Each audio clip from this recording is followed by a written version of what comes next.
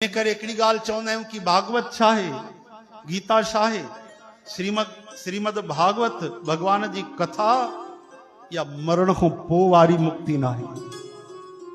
या मुक्ति जीते जी मुक्ति आहे। मरण खां पहिरियों असांखे एहसास थियणु खपे, हिकिड़ी निर्भयता अचणु खपे, अभय पद मिलणु खपे, प्राण पोइ निकिरनि, विश्वास पहिरियों अचे।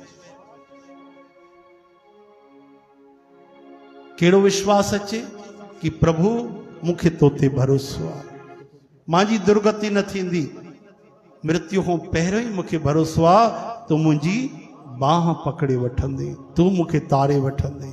मरण खां पोइ मुक्ति कंहिं ॾिठी आहे? हाँ, मान लो घर वारा कुछ भी कन, लेकिन कथा रूपी अमृत असां न पी सघंदासीं। उते जीते जी पीअणो पवंदो, उते ते वेही करे पी सघंदासीं। चओ हरे राम। इन करे भाई पोइ जी उम्मीद न रखो, असांजा पुट पोटरा छा कंदा। जीते जी कथा ॿुधी करे मुक्ति पाए वठो। हरे राम।